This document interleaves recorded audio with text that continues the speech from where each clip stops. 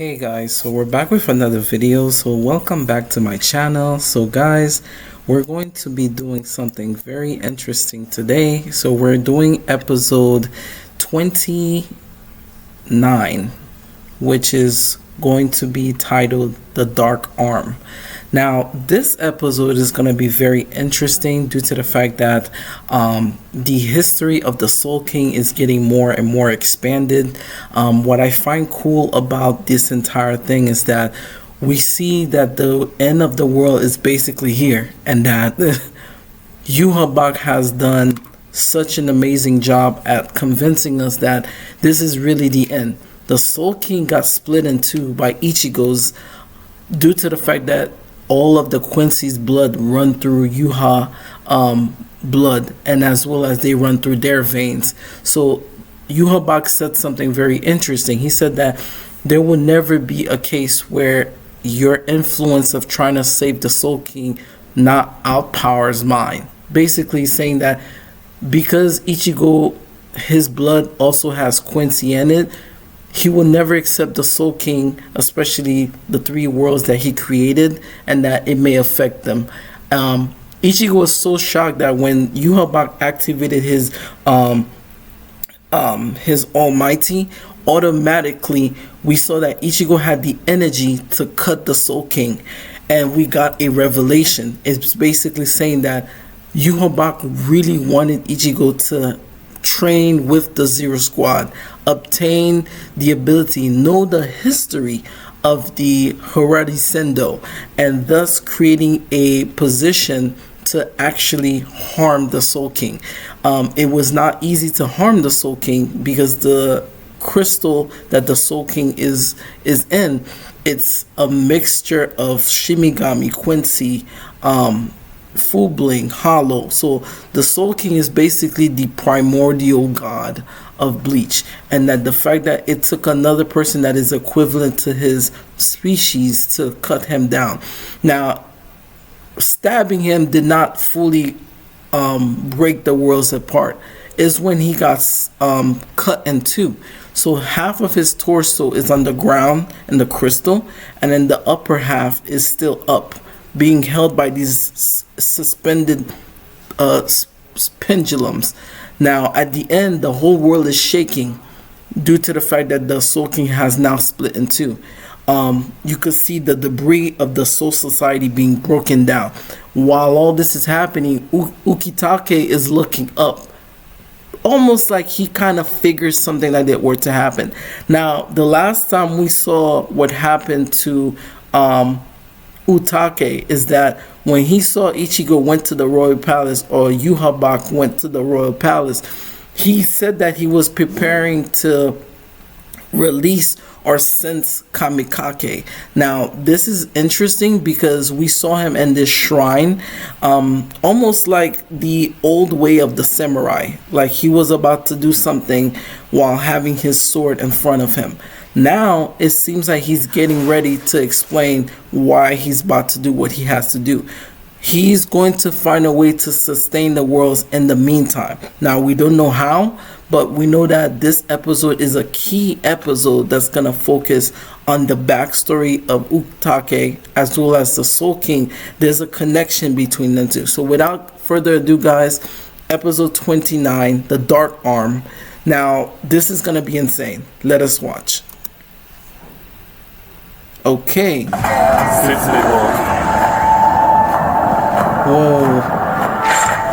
Whoa. You could see it on his back. And remember, he was a sick person throughout his entire years as captain. So I guess we're gonna get more backstory on that.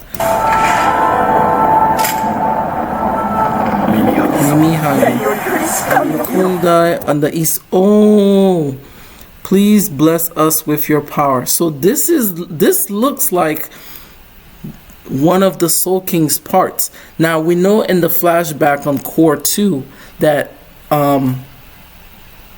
what's his name, Ichibei had the left hand. Now this looks like another hand of the Soul King. Almost. It has a one eye, and we saw the other ones had two eyes. Interesting. So this is backstory. Please bless us. Kill us with the illness and child and devour his organ. Wow. So like I said, from the young age, he was already a sick child. Wow. Mother, don't cry. Oh, that's so sad. Whoa. Oh, that's beautiful. It's sad. The mom said that if I was able to conceive you in a better way. She felt like her burden as a mother, and that it was hard for her to even conceive in a way where now it affects even her children. That's insane. Wow. Almost like a dreamlike state. The Mimihage statue cried. And now he's in like this heavenly... This looks like the primordial world that we saw when Yuhabak cut the soul or stabbed the Soul King from episode 2, when we saw the primordial sea and how the Soul King split the... Look at how Mimihage is standing on the sea, almost like staring back at Ukitake. This is interesting. Wow. This is very divine. Wow. So it almost looks like because of all the cries and the generosity that his parents had so much faith that Mimihage kind of cries, and the tears became like this water pool, and Ukitake drinks it. Wow.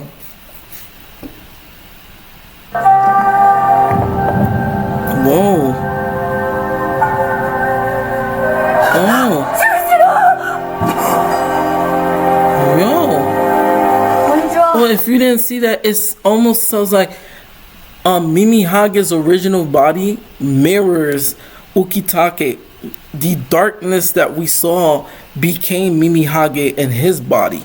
He took he took the form of Mimihage, and thus transforming his body, and now he's like better. But it kind of like put it in a seal, like almost like a seal, that he's not gonna get worse, but he's not gonna get that much sick either. Oh wow, this is more backstory.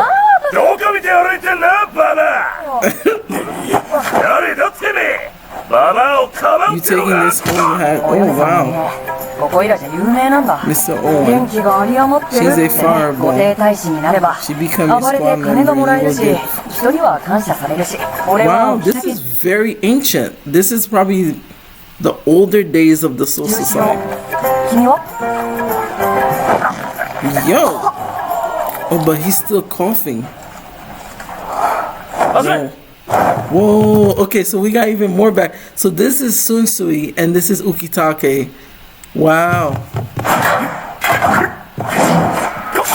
Whoa. But he's still holding on though. Not bad, buddy. No mercy against a sickling, huh? The truth is, I have a huge favor to ask you. Huh? What? That's alcohol? Oh wow, this took back a long time. You could see Tojiro, Yamamoto, Unohana, like the original captains, the original old three, and these two, those 5 captains were the strongest captain even now, and they're still the strongest captain even then. It almost felt very poetic that the 2 parent figures of the Gotei 13 had fallen, and now the next 2 heads of the Nonchalant, I would say, had to step up to become adults. That is sad. Yes, a big one. Wow, that's beautiful. They're almost like brothers. So Mimihage really does exist. Wow. You heard of it?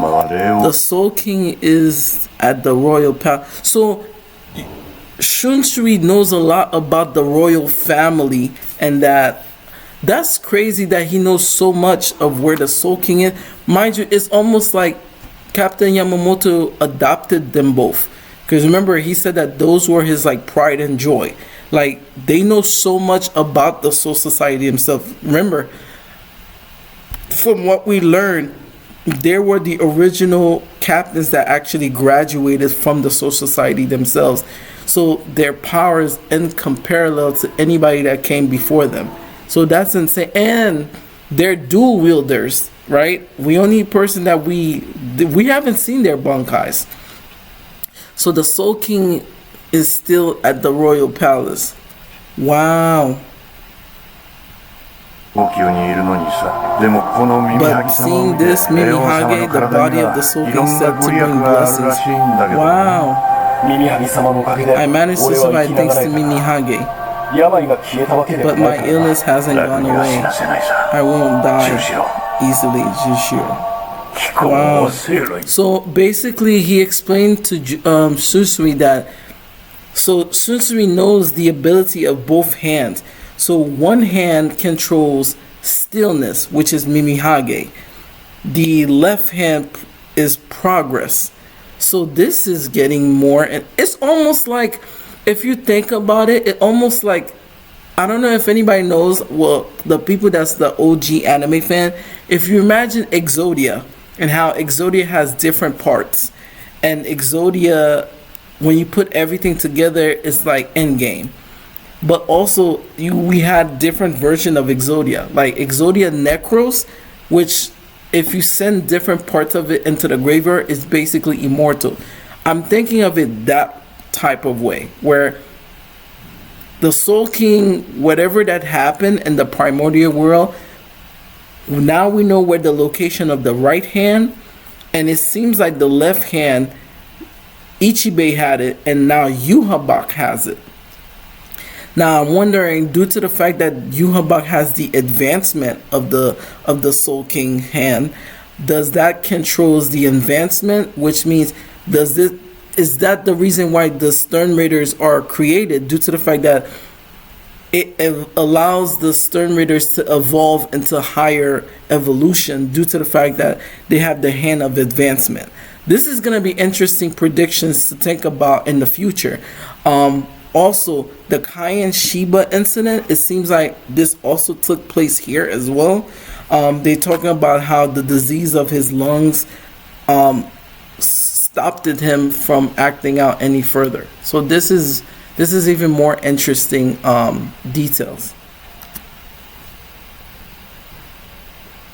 不治の肺病を患っているそうではないか。副隊長の任命権は同隊長にある。それはそちらがお決めになられたことだ。そう楽には死にませんがね。命にはかけるべき時があるんだ。それが今回じゃなかったってだけさ。山尻もさ、いいところで死んでくれちゃって参るよ。お酒で紛れたことなど一度でもあったのですか？一人にしてもらえるかい。Interesting.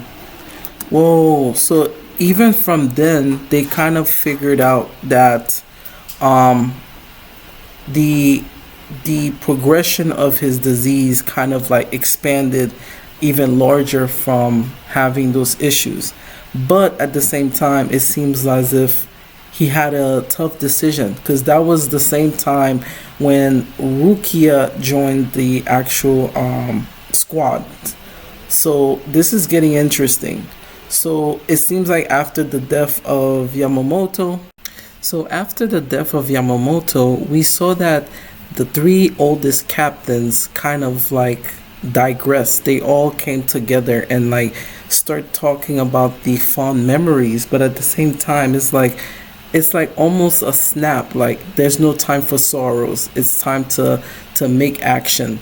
Our leader's dead, but now we have to now regroup and think about the betterment of the future of the Gote.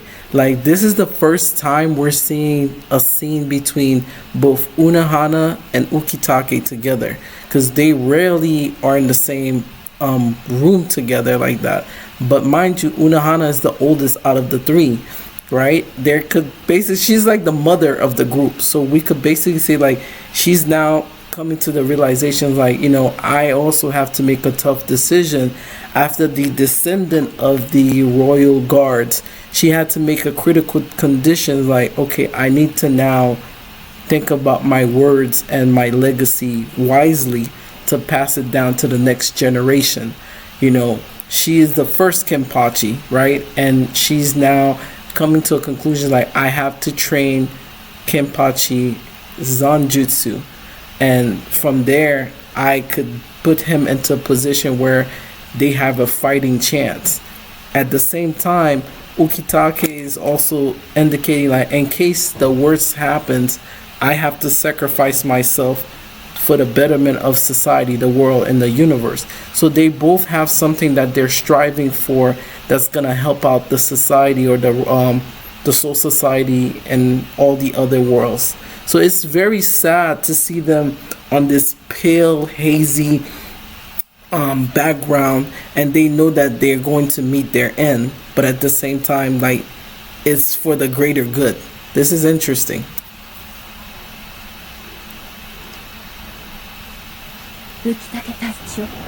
Very well. This is very, very, very sad. Very, very sad. He said, open your eyes of your power. So now he's now making the ultimate sacrifice. Almost like he's the last of the old captains besides Sun Sui making the big sacrifice. First was Captain Yamamoto, then Unohana, and now it's Ukitake, and then Shunsui is making a sacrifice himself, because from what we're seeing, he's going to meet someone. Oh wow. Whoa. Oh crap. Whoa. He said, I am now the Soul King's right arm itself. Wow. So there's a part on Avatar, The Last Airbender. It was a very emotional scene. It was this young girl that was the princess, and the two spirit fishes were swimming. One of them died due to Fire Lord, one of the fire generals, killing it. And in order for the yin half to be reborn or resurfaced, she had to give life back to the creature that gave her life. It's the same concept where now he's becoming Mimihage, and we saw the imagery behind him getting the cry, the tear of God, and being enveloped with the courage to live again, to continue life again. But now he has to give the same life back to the originator. That's sad. And look at Mimihage, like, taking over his body. Whoa, nothing would be pleased for me to sacrifice this life that I had. Whoa, this, I feel bad for Rukia. Rukia has lost so many people, friends, family. I think this is gonna even hurt even more, besides Kai and Shiba. This is even more sad. And he explains back to the original things that he said. He said there is always two types of solution, or two types of battle. Yo.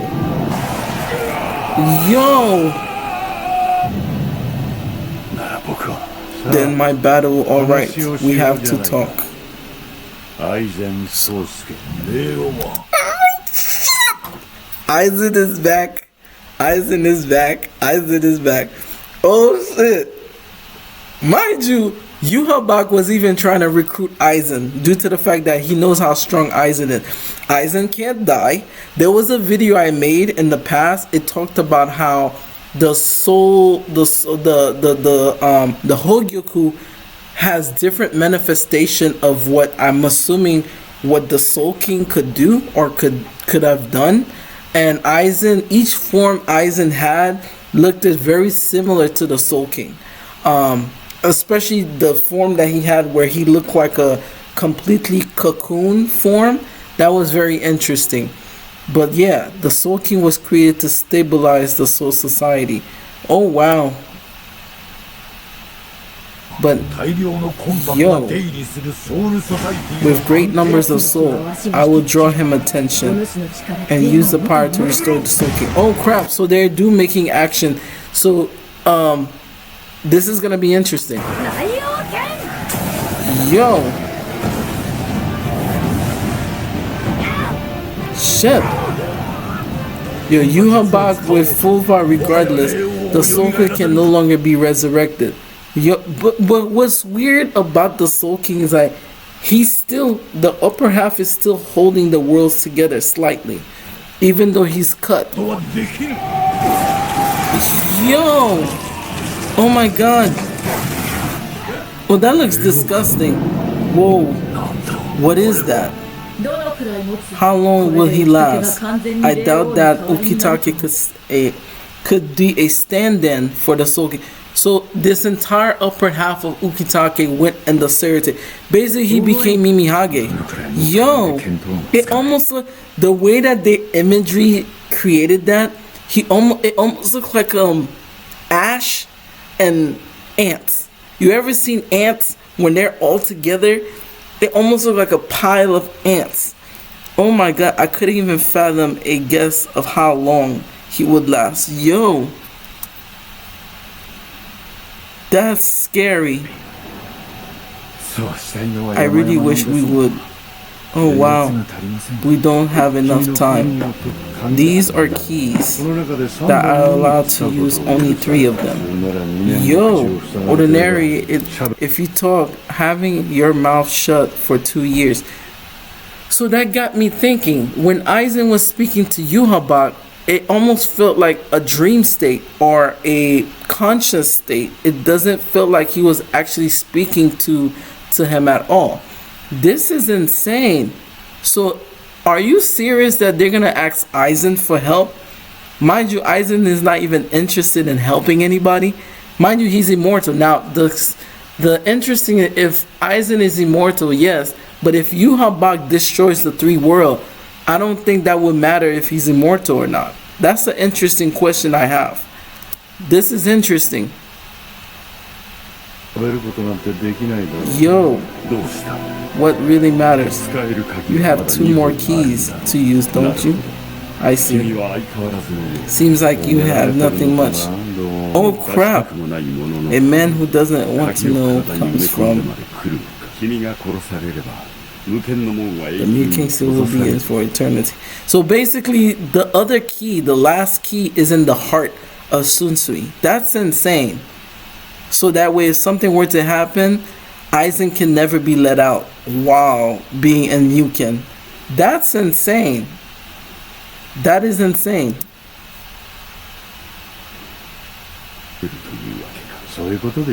Shall we have? Now let's get down to business. Pardon. Yo, they even have a crew to restrain Aizen.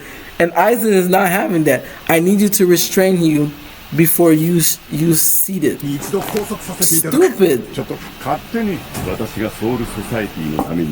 Do you really think I would forsake the Soul Society? I would help to forsake the Soul Society. That's crazy. You're truly an amusing man. Yo. Guys. So we're gonna stop it here. We're gonna stop it here. Guys, this was amazing. So it seems like Aizen say, listen, as much as you're babbling around that you want my help, but remember, you came to me to ask, almost like you came to ask the devil for favor. That isn't scary. That's a scary comprehension to think about. Like the way that they ominously made the Muken darker, and it seems like Aizen has grown even stronger since the last time. Just by activating 2 or 3 keys, he was able to project himself even though he doesn't have certain parts that are open yet.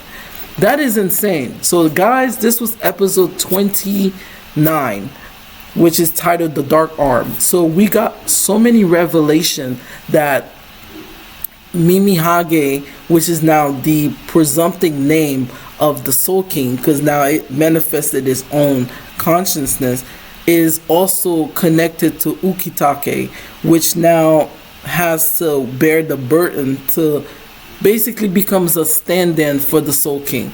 This was very knowledgeable information. The way they portrayed it in the anime, it's even more sinister. I love this. So guys, thank you so much. Like I said, like and subscribe to the channel. I will be doing one more video after this, which is going to be episode 4, which is called The Betrayer. Also is titled episode 30, The Betrayer. So by then we should be all caught up with the Bleach 1000-Year Blood War arc. I'll see you guys soon. Like and subscribe, and bye bye.